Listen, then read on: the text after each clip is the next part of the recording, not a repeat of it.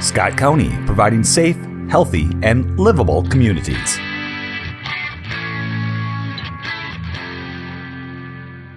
We're on to item 6.1, which is receive information on Scott County Delivers topic, economic development.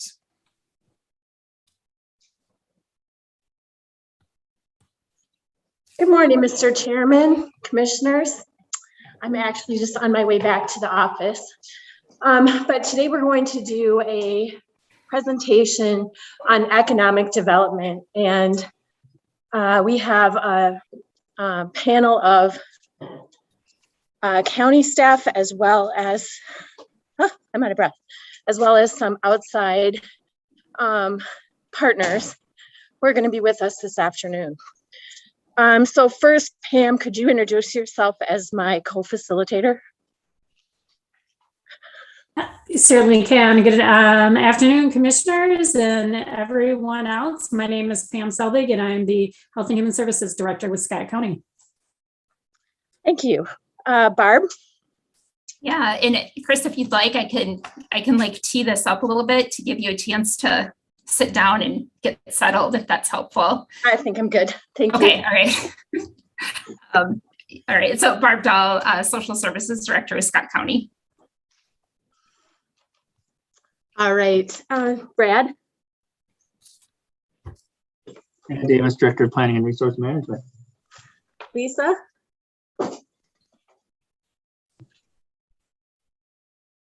Lisa there? Lisa Freeze? Lisa Freeze, are you there?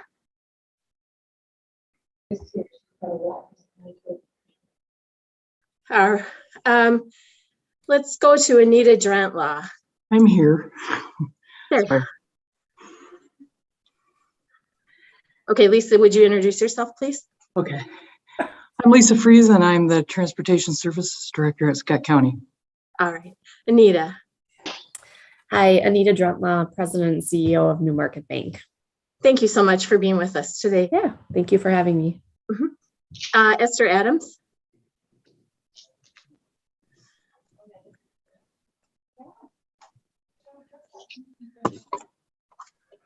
Esther? Oh, there we go. Sorry, I was on mute. My name is Esther Adams, and I'm the Talent Acquisition Manager here at the Imagine Group. Thank you very much for being with us today. We appreciate it. Darren? Hi, everyone. Darren Kermis, Superintendent of Southwest Metro Intermediate School District. Thank you for being with us. Stacy Crakes. Good afternoon, Stacy Crakes. I am the Business Development Director with the Scott County CDA. Chris Loggy. I'm Chris Loggy. I'm an Operations Analyst for the Community Services Division with the county. And Carrie. Hi, good afternoon. I'm Carrie Ouimet, Economic Assistance Director with the county. Thank you very much, everyone, for being with us today. As I said, we're going to talk today about economic development, and so really focusing on land use, infrastructure, employment and education, and job creation. And as we look at this, we are really looking at a moment in time coming through a pandemic, knowing that the status of our economic development and our economic stability has been significantly impacted by COVID. And so the group of folks that we have in front of us today are here to talk a little bit about the state of that and the work that's been done and will be done going forward. So I appreciate that you're here today. I would like to start, if we could, on page 8. And JJ, do I have it?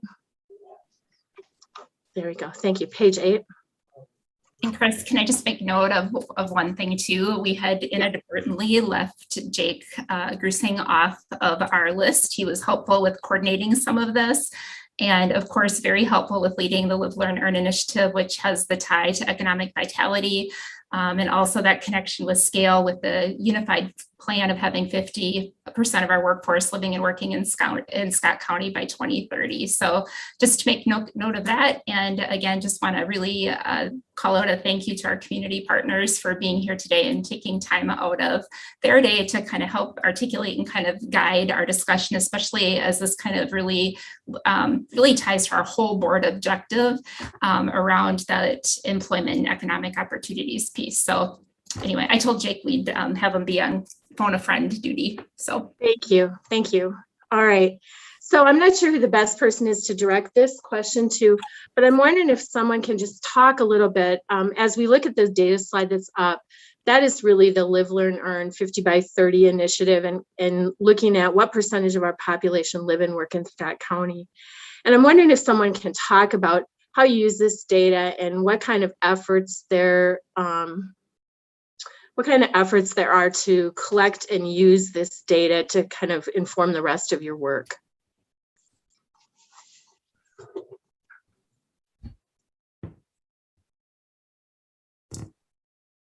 Stacy, I know you've done a great job of kind of digging into how this data is collected, and Brad too, on just kind of updating and keeping that data. I don't know if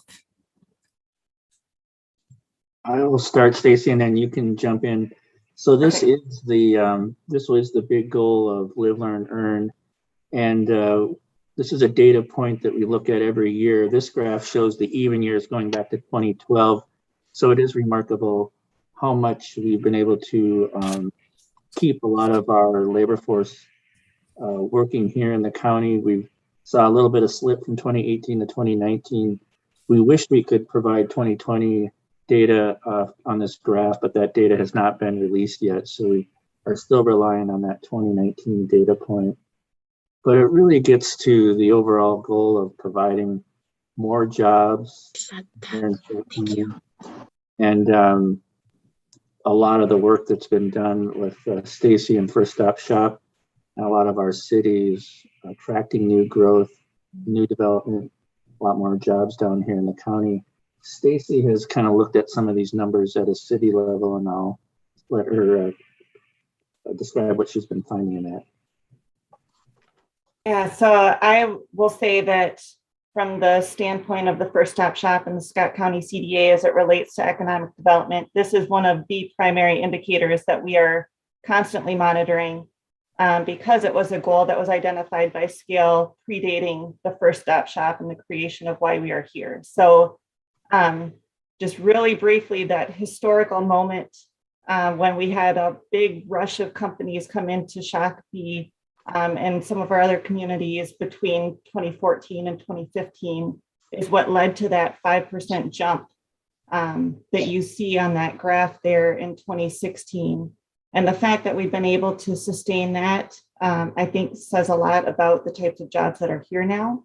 And I think that we continue to have conversations about how do we continue to target specific types of businesses that kind of match with some of the skill sets of the people who are living here. How do we further promote and market the fact that we have these jobs right here and people don't need to necessarily be leaving the county, while also not making people feel like you have to stay here. There are options, and that's one of the great things about being in the Twin Cities metro area. So it's kind of a fine balance between how do we do our part as we are out meeting with businesses to help them expand, as well as how do we try to attract the new businesses that are going to help bring this number closer to that 50% mark. Great, thank you, Stacy. Chris, can I ask a follow-up question to that? Yeah, for sure. Just around that on page 9, and just it kind of goes to that, just kind of a question around that. As you look at that, we've had just really huge job growth since 2016, one of the fastest growing in the state. So what do we think, then going back to the other slide, the percent of those that are living and working in Scott County has remained pretty level during that same time period. what do we've had this huge jobs growth. So I don't know if it's Stacy or who, but what do we need to do more or differently to move that spark? So I think there's always this conversation about specifically what this 50 by 30 goal means. And if you look within some of our cities and also the jobs that are within the cities, depending on how you look at this data, 50% of the jobs in Scott County are filled by residents. At least they were, a year or two ago, pre-COVID, I will say. So I think the goal in how we really need to try and focus on moving this lever is to make that connection between the people who are currently living here and what kind of jobs we need to bring in so that they don't need to be leaving the county to work in the industry or the job that they are interested in working in at a wage level that meets what they're looking for, I guess. So I think it comes down to that attraction of the right kinds of businesses, while also the combination of that with helping our businesses who are here, who have some of those higher paying manufacturing jobs or things like that. How do we help them continue to expand so that additional people who live close by can fill those positions? Does that answer your question? Yeah, no, that's helpful, Stacy. I was just curious because the one thing that crossed my mind as I looked at these two things in combination is how much is our housing challenges creating barriers to this, because we've had the jobs have grown, but yet we haven't seen growth in the number of living and working here. So is it other things that are impacting it? I think potentially that's a factor as well. One other, I think, variable with this is not only has there been an increase in the number of jobs available within the county, but there's also been an expansion within our overall number of residents that are working. So our labor force within Scott County has really expanded too over the last 20 years.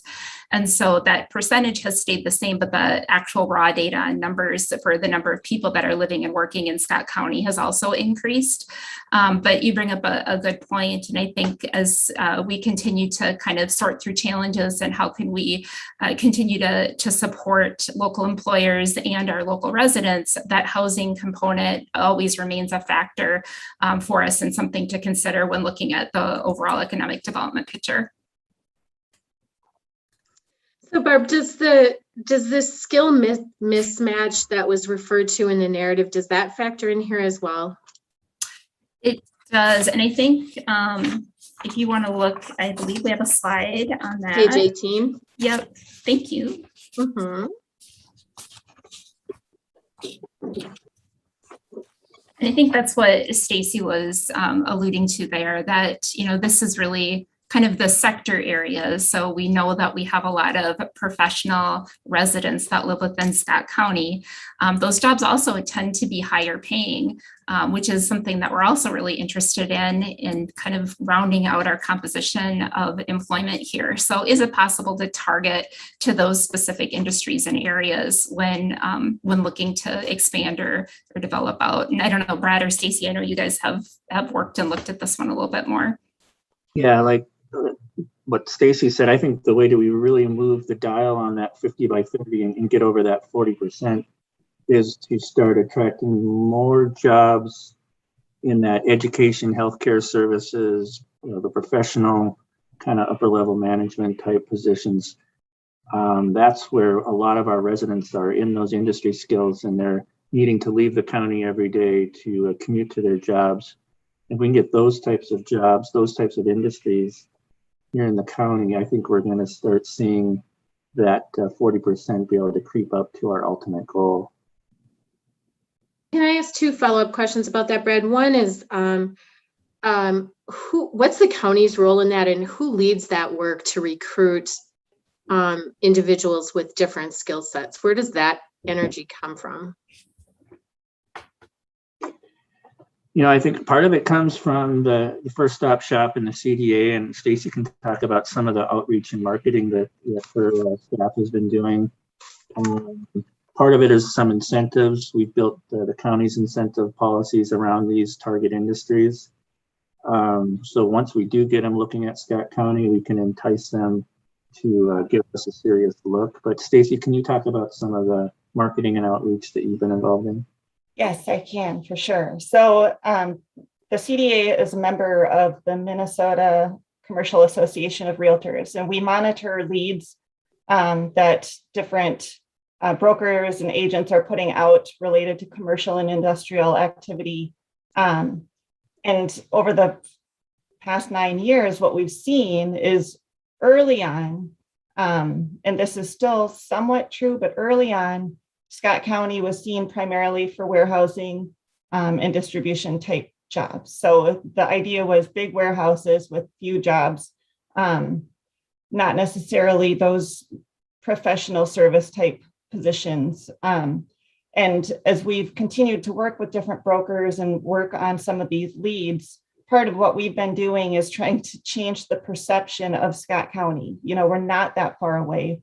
Yes, we do have land available, and it's perfectly suitable for the types of businesses that are only targeting maybe, the 494 loop, but it's maybe more affordable being out here, or there's a different labor force that you can tap into, or whatever it might be. So part of what we've been doing has been to try and focus on changing those perceptions of Scott County amongst the commercial industrial realtor type. I can't think of what the word is, but that whole group, and to try and get them to think of us when they have different leads come through that they otherwise wouldn't have thought of us for before. And some of that is targeted on this, and part of what we are doing right now is a strategic planning process at the CDA, and this is one of the key areas that we've decided that we're going to focus on over the next 2 to 3 years, to try and do a better job of utilizing this information to better market so that we can try and do some more of that attraction. But as Brad mentioned, I think a big part of it too is if a community is looking at attracting a certain type of business, a lot of times incentives are the way that they go about doing that. And part of the reason that we had a number of businesses and companies end up coming to Scott County in 2014 and 2015 was because of the fact that there were incentives involved. And so I think, as we look ahead, that's kind of a decision that needs to be made by each city and the county on what kinds of businesses you may consider potentially wanting to provide an incentive for, to get those specific jobs to start building here, with the hopes that once they start, then people will just continue to follow without the need for an incentive down the road. All right, thank you. Pam, do you have questions regarding that skill mismatch before we move on? Nope, I think mine were answered. All right, thank you. JJ, could we go back to page 10? There's a series of slides in this packet that look at COVID impacts and a lot of data sets around unemployment. And so one of the quotes on this slide is that Scott County experienced less severe employment losses than other counties. And so I'd like to give a moment to Anita and to Esther and just ask you to talk a little bit about your staff retention experiences through this. And if you could just say something from the private sector to help us kind of understand how this has been for you.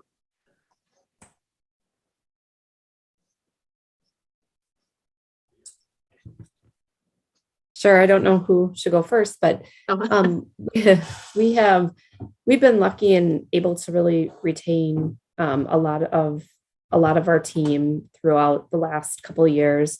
We always do have some turnover within our institution, and we're small. I mean, we have a total of 40 people on our team. So So even like 1 or 2 people is considered turnover for us, and that can happen, in a 6-month period.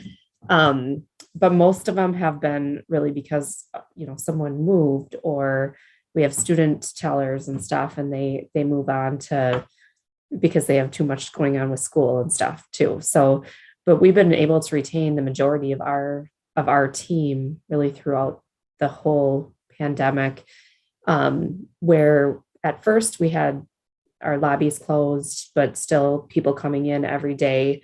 And our leadership staff was more remote.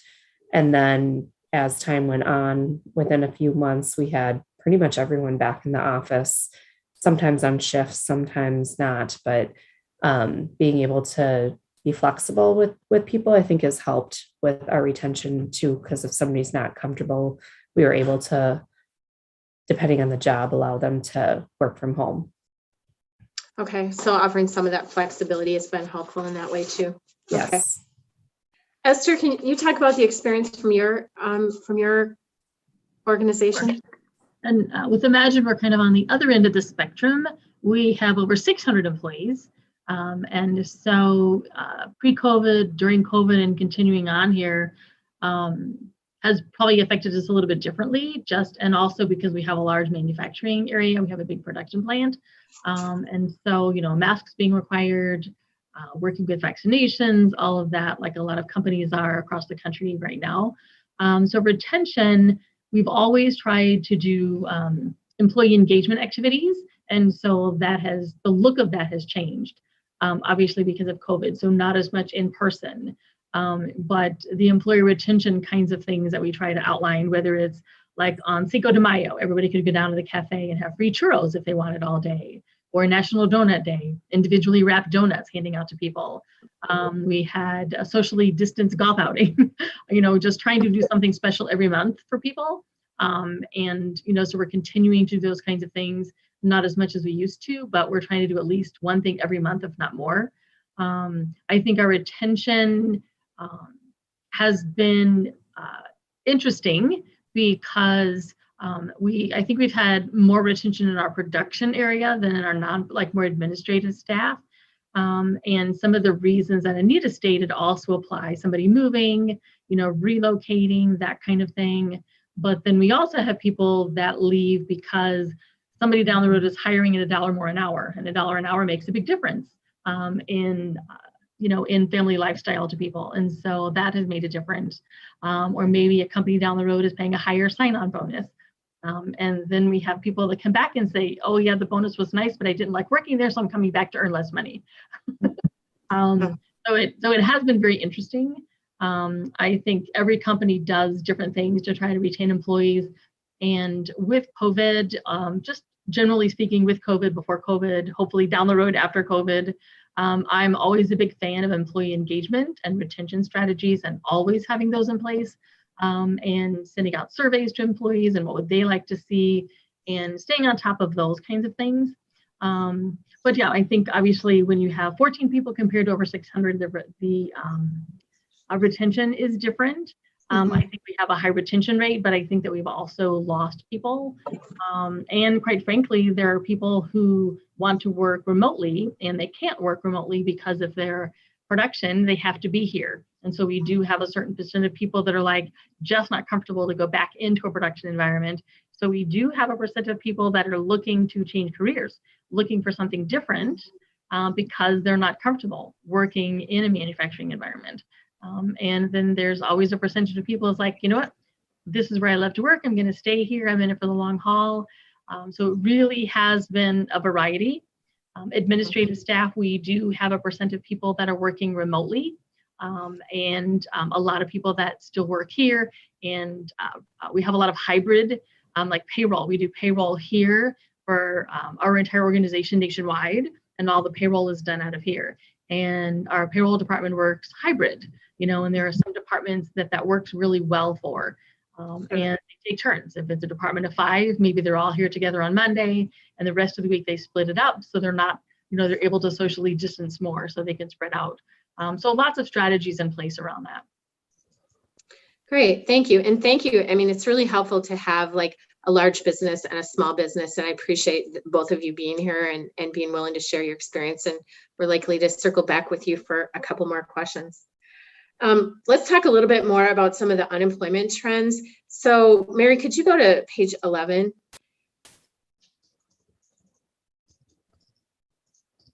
Thank you. And this is kind of a complex graph, and I'm wondering if somebody could just kind of walk through kind of the key point of this slide before we ask some questions.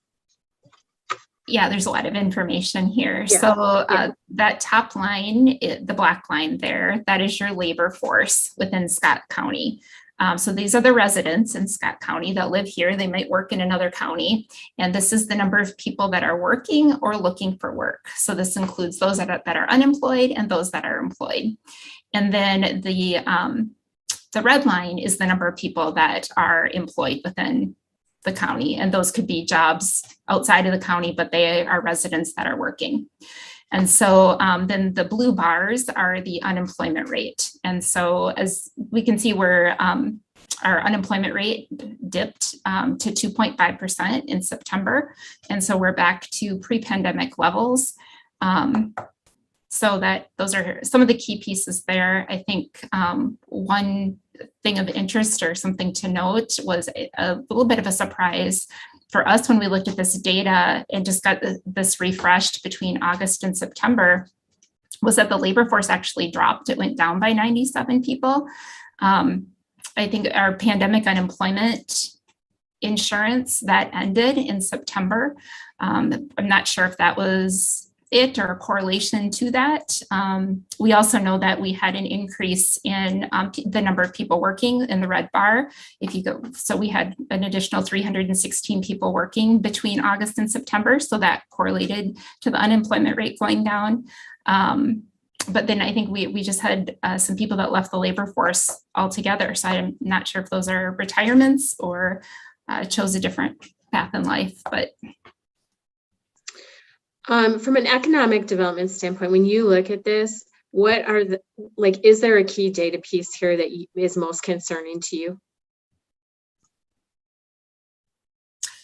Yeah, I'll make a comment, but then I'd be interested in those that work more closely on the development side.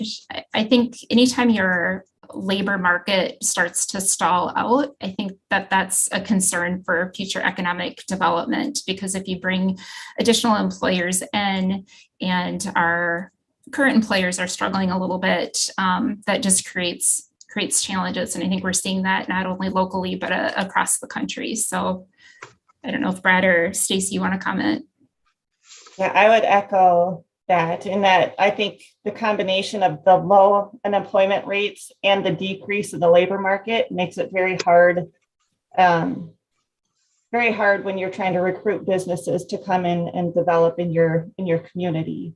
I think the only thing that's somewhat good about it is that it's not just us. This isn't just a Scott County issue, it's widespread. So I don't know that we would see as much of an impact by those two indicators as we would if it was only Scott County that was seeing this. But those are kind of the two areas that we're watching pretty close. All right. I also just, Brad, were you going to comment on that as well? I didn't mean to interrupt you if I did. Could somebody just talk about, there has just been lots of speculation and lots of questions, I think maybe it's better than speculation, around how much the additional unemployment dollars impacted people going back to work. And I wonder if anyone could comment about that. Is that a factor in why people haven't gone back to work? Like, obviously those funds ended in September, but do we know how much of a factor that was? Why don't we turn to slide 12, page 12. And this just looks at I guess the baby blue line, or the royal blue color, is your number of new initial unemployment claims since the pandemic started. And so we're back to, pre-pandemic levels there. And then the people that are continuing to receive unemployment is the darker colored bar. So we're not quite at pre-pandemic levels, at least through September. We don't have October data within this. So it'll be something to watch or monitor. I don't know if, I think, oh, I don't know, maybe Carrie, do you want to talk a little bit? Have you seen much of an uptick in people looking for work now since that has expired, or change in behavior in any other direction? Yeah, we haven't seen the drastic uptick that we had anticipated seeing. Folks coming into the Career Force Center, the Career Lab, once those benefits ended. And I don't know. To your question, Chris, I have seen a lot of different articles and takes on it on both sides of the gamut. Mhm. There are folks and there are entities that insist that this pandemic unemployment, this extra assistance, was detrimental to the labor force and resulted in many folks not returning to work. And then I've seen data and articles that say the exact opposite, that really it did not have the effect that people are claiming that it did. So it's really hard, at least for me personally, to tease out kind of what is truly the driver behind it.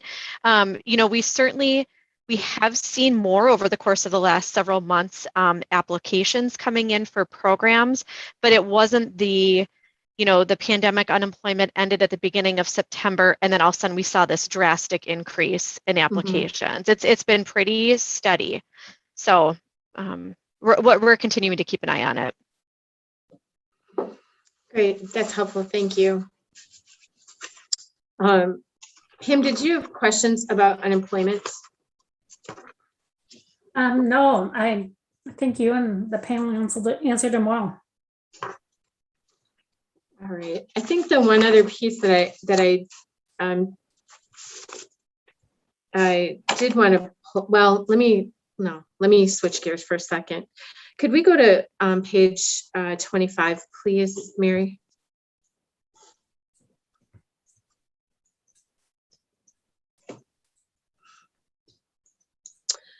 So Lisa, can you talk just a little bit and briefly about this data set? And what I'm interested in is how this contributes to economic development. But why don't you explain the data first, and then I'll ask my question.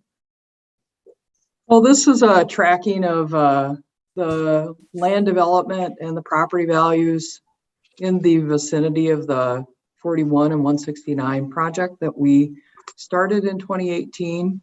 And we're looking and tracking both the change in land values for the same set of land as well as improvements in this area.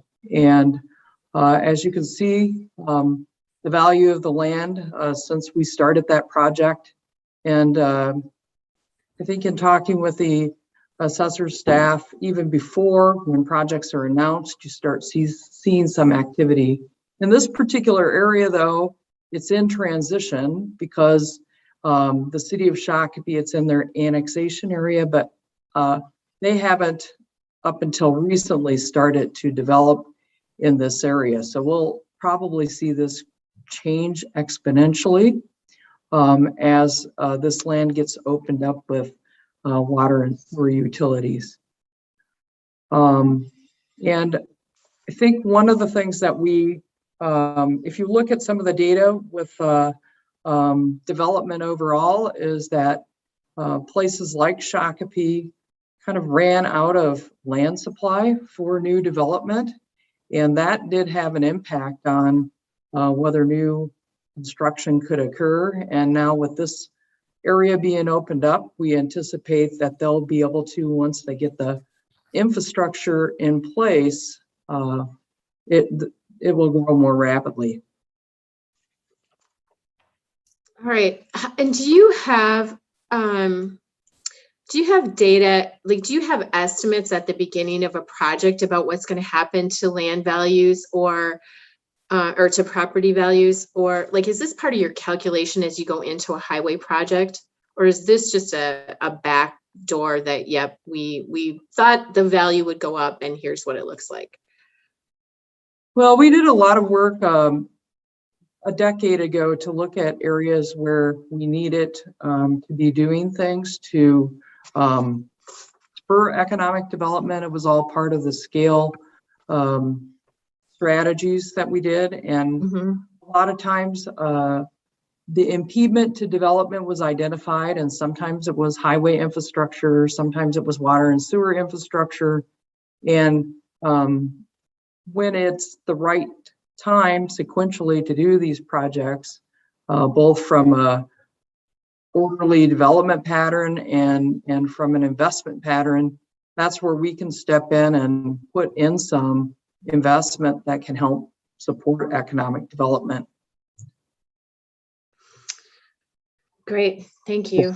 This project in particular provided some new frontage roads and some improved access to parcels that were not able to have access before. So that was really an important component to this particular project, and has opened up some land for commercial and industrial development that was not able to before this project came in.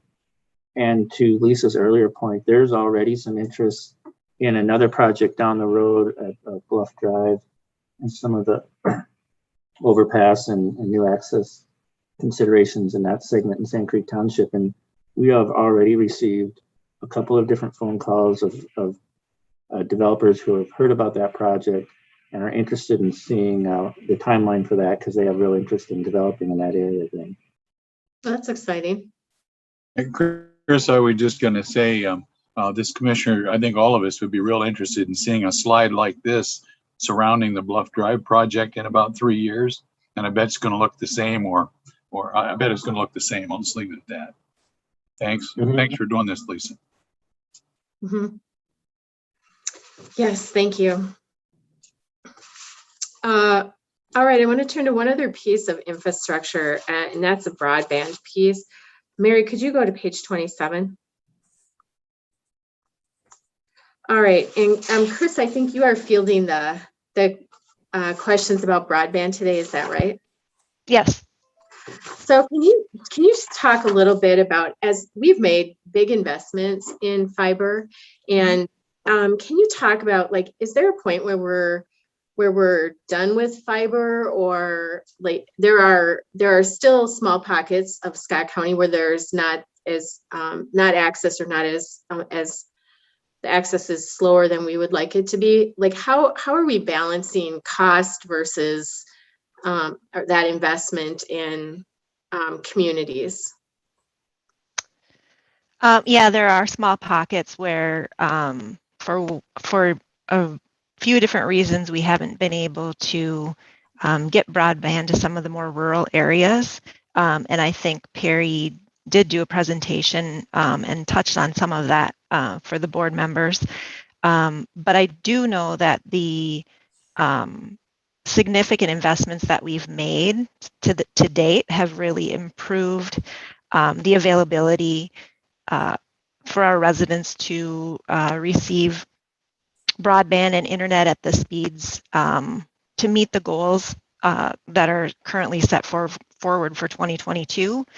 And when we did this work, we made the fiber scalable, so it allows for faster speeds as those goals change. So currently, the way that it was built out, it's only limited by the electronics on each end of the fiber. And so I think one of the things that they've talked about is some of the areas that have had issues getting access are maybe on bordering with other counties, maybe working together with the other county to see if we could somehow collaborate to get better availability between the two counties, working to get to some of those areas that are lesser served. And then I know another thing that is helpful for us is having multiple options for providers, because that kind of creates a competition and it drives the providers to keep up with their technology or to even improve it to deliver that better service to our residents. Chris, is there a target? Like, how will we know when we're done? Or maybe we won't be done. I don't know. Yeah, I don't know that we'll be done, as far as I think the FCC and the Office of Broadband Development will probably continue to adjust the goals as far as download and upload speeds. And so we will continue to, like I said, scale our fiber to be able to meet that. I do, in talking with Perry, I think he said that we had about 95% availability currently. So I don't know that, other than trying to reach some of those areas that currently haven't been able to access. I know that most of the investment and the infrastructure is in place for what to meet the goals that were currently planned. Okay, thank you. Always going to have some ongoing maintenance and moving, and my guess is even some replacement at some time. So I don't know that you're ever going to be done. Right. All right, Pam, do you have questions about fiber? Well, no, well, you just kind of touched on it, but it kind of is along that same line. Like, how do we ensure the technologies, the speeds we have implemented today are really going to meet our needs, 10, 20 years from now? How do we kind of assure the long term that what we've done meets those needs? Yeah, and that's kind of what I tried to touch on earlier too, is that we did make it scalable so that we can, as the goals are increased, we're able to increase the availability of faster download and upload speeds. And then again, having that competition between the providers is also, I think, going to help because they're going to have incentive to keep their technology up to date and improving along the way as well. Good. Thanks, Chris. I want to talk a little bit about labor force prep, and if I could start with you, Darren. Could you talk a little bit? You obviously have made a move to the Dean's Lake building, and I'm wondering if you talk a little bit about your vision for that program and how it might be bringing educational services, job prep services into Scott County. Sure. Thank you for the question. Yeah. Southwest Metro Intermediate purchased the Dean Lakes building. And for those of you not familiar with the location, it's the building immediately adjacent to Shutterfly on 169. We bought that building to consolidate the programs that we had spread across the greater Shakopee area and a little bit in Carver County, but primarily focusing on career and technical education. And so to that end, some of the things we brought in this fall, we were able to start a outdoor power equipment, which is largely a small engines type program for high school students where they can earn college credit while working on outdoor power equipment. We are beginning a drone program that will also earn college credit for high school students coming in. We've brought over several of our other programs, including criminal justice, some of our medical careers programs, and for the health industry, intro to education to try to generate some new teacher candidates. Those have all been brought in.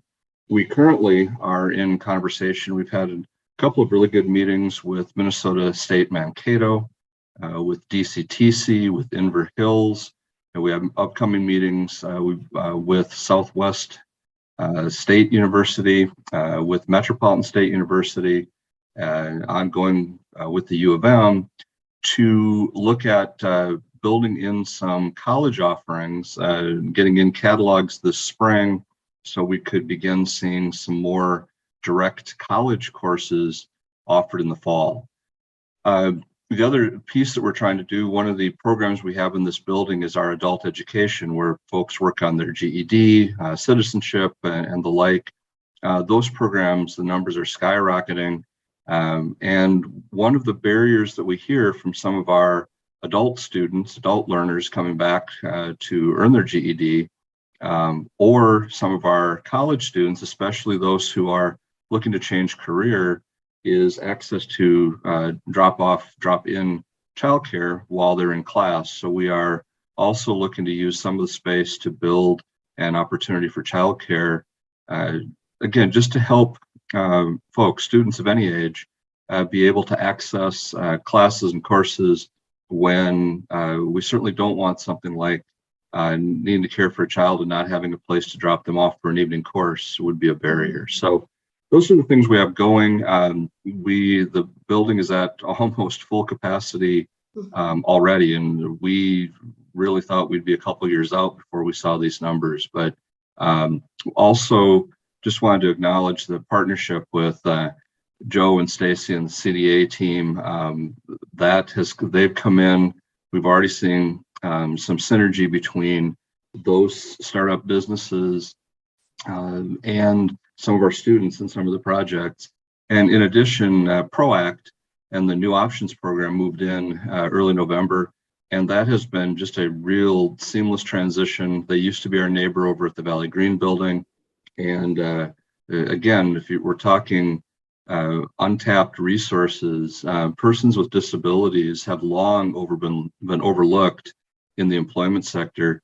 And I think we may need to start looking harder at how we can create opportunities for them to contribute and help in those industries where, frankly, we just have no luck getting folks, including, for us, teacher shortage. We had a teacher shortage before COVID, and it has only been exacerbated as we've worked through COVID.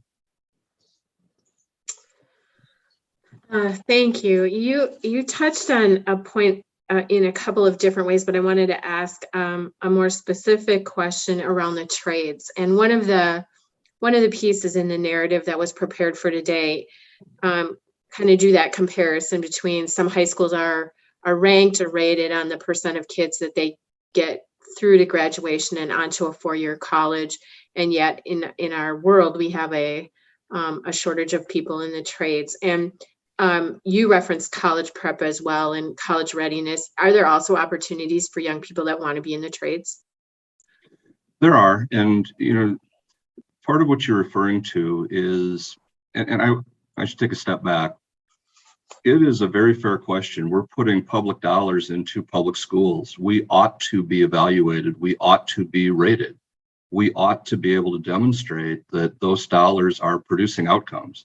So I am not someone in education who shies away from any kind of measures of success of schools. That we need to do that. That's public accountability. Mm-hmm. I've said to many folks on this call before, I'm an old farm boy. That's what you need to be doing.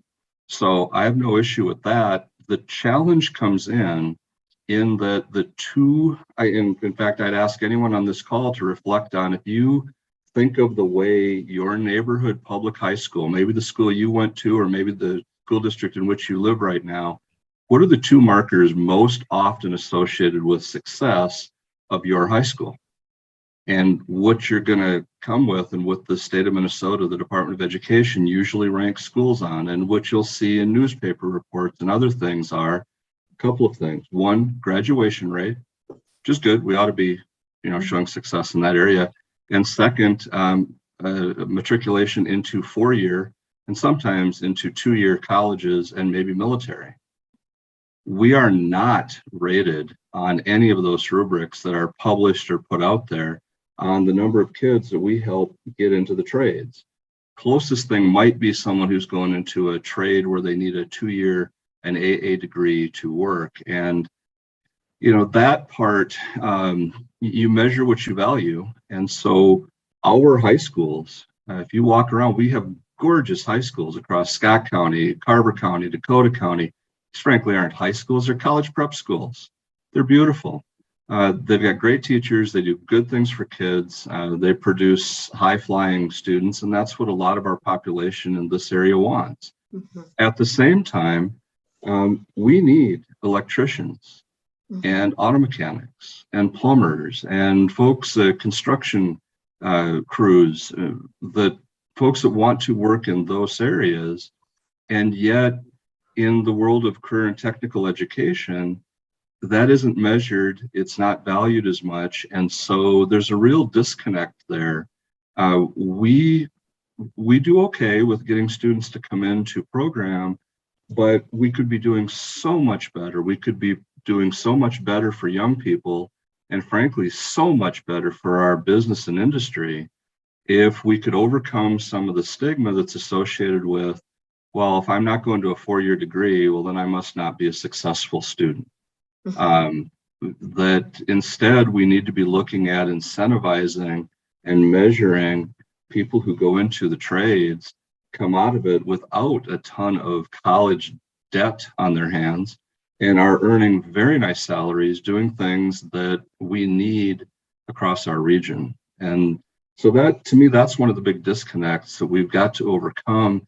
And then the stigma with parents who, quite often view the success of their child based on, well, are you going to a 4-year college? Which is an admirable goal, and that's a great thing for a lot of kids.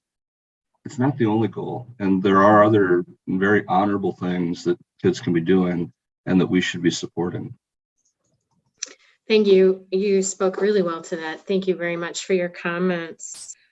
I think that what I'd like to do is pause now, and Chairman Ulrich, if I could give this back to you and give the commissioners a chance to ask the panel any questions they have. All right, thank you. Darren, I want to come back to you if I could ask a question first. Normally I shouldn't do that, ask first, but I will, because you just spoke. I was at the Greater MSP Business Investment Group meeting this week, and we were talking about you theoretically could have all the pad sites ready to go that you need, with the infrastructure and so forth.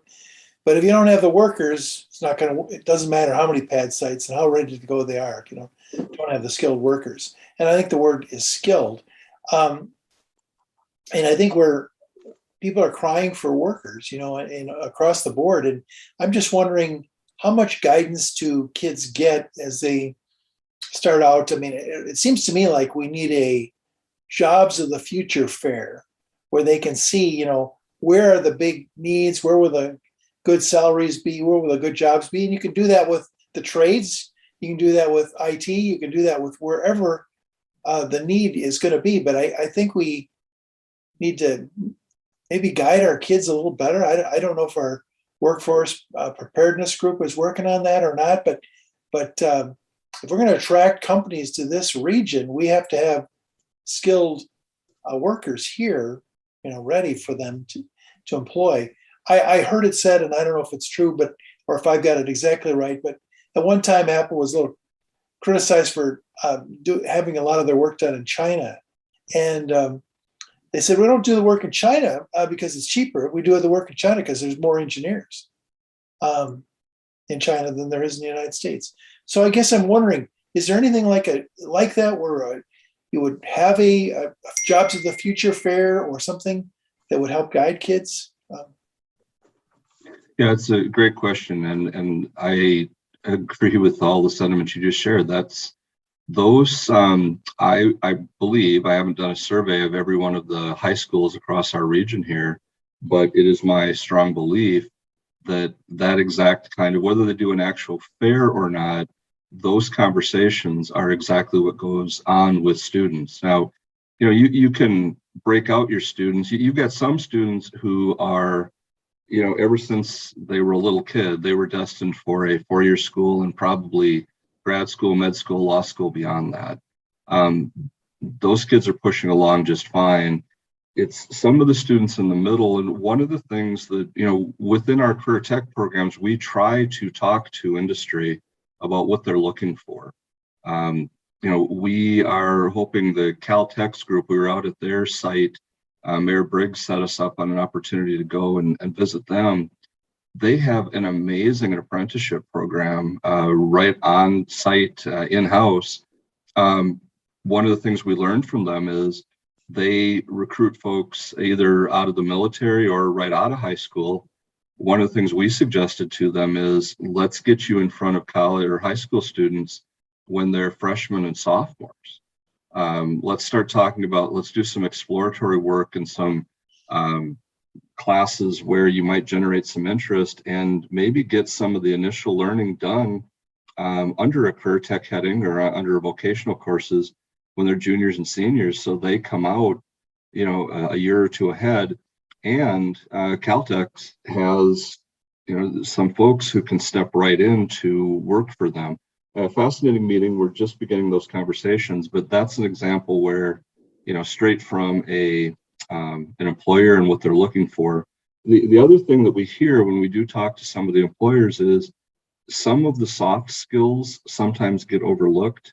Simple things like, report to work on time and be accountable. There is a real shift in the workforce that we're seeing with some of the attitudes of some younger workers versus folks from a decade ago. And that's a real challenge that I think in the schools we need to play a part in addressing and try to help be a solution to.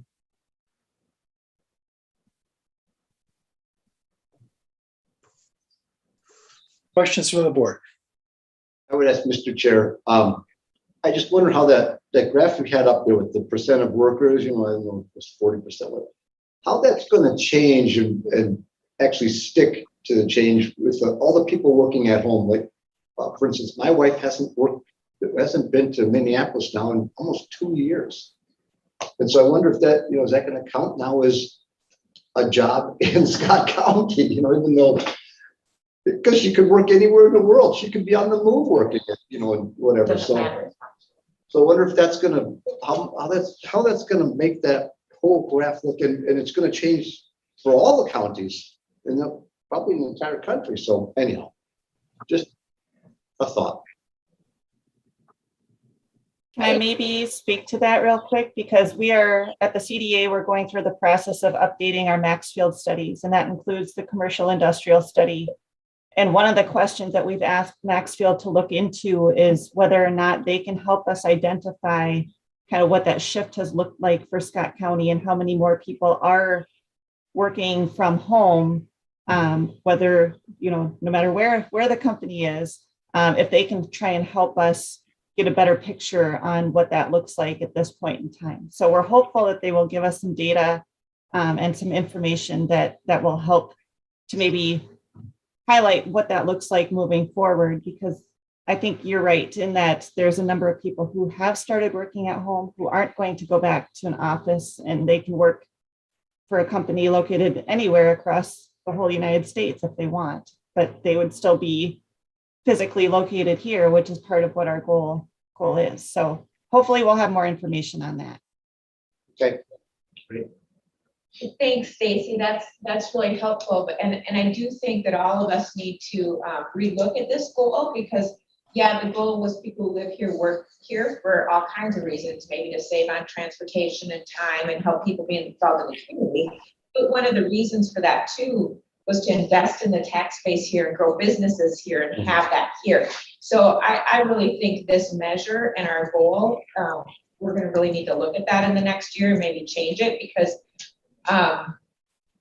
sure, it's great and interesting if we have a lot of folks who are working from home, so working in Scott County, but the companies they're working for and the tax base is going to a different county. That's something we want to know, and I think our efforts are more about building that tax base here.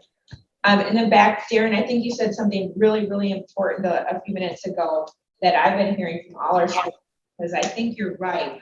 At least in Scott County and probably in most of Minnesota, school counselors, curriculum has really geared towards offering a lot more hands-on and trade type career counseling, that type of thing. But from what I'm hearing from folks in that field is that parents tend to be some of the biggest barriers, that kids and schools are doing their job here, but that parents have, it's maybe a mindset of a certain generation right now, parents, that their kid doesn't succeed unless they're going to a four-year college. And that's one of our barriers, and that's maybe some of where we need to be putting our attention is on those parents who are suggesting, encouraging, and often paying for that post-secondary education.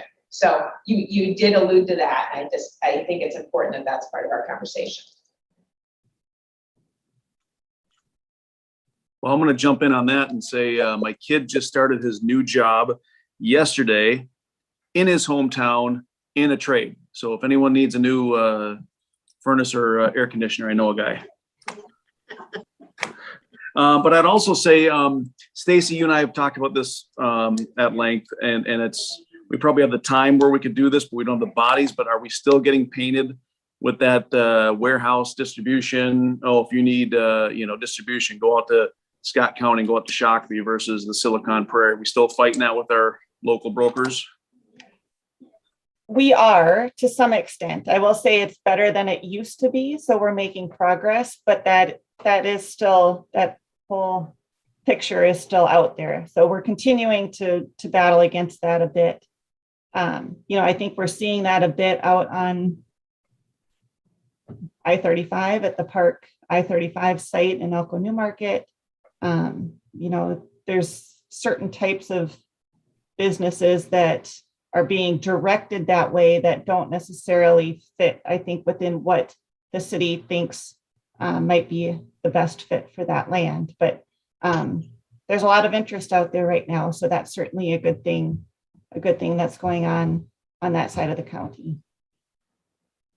So how do we take advantage of that? I get the small industrial, storage thing, but like, how do we position ourselves to be a landing pad for some substantial, high-end, high-skilled, besides having a ton of people, which everybody wants? We don't necessarily have that either, but when so many people are looking to get outside the metropolitan areas, like how are we really trying to market and change how brokers view this side of the river?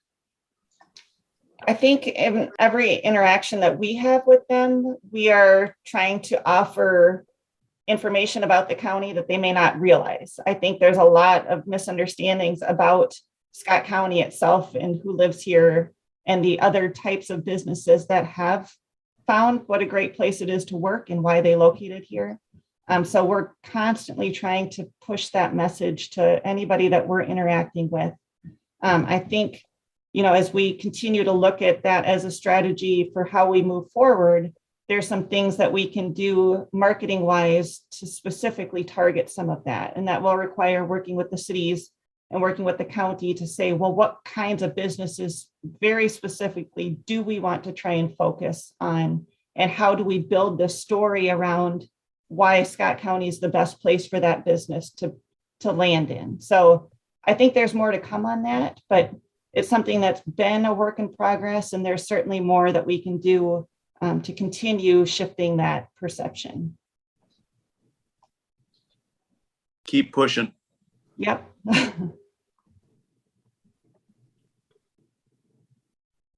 All right, other comments or questions? You good? All right, go ahead. We just want to thank them, Commissioner Ulrich, for their time and their work on the panel, and appreciate the information. Yeah, thank you very much. Great work. We appreciate it. Thank you for this report. Thank you, everyone. Okay.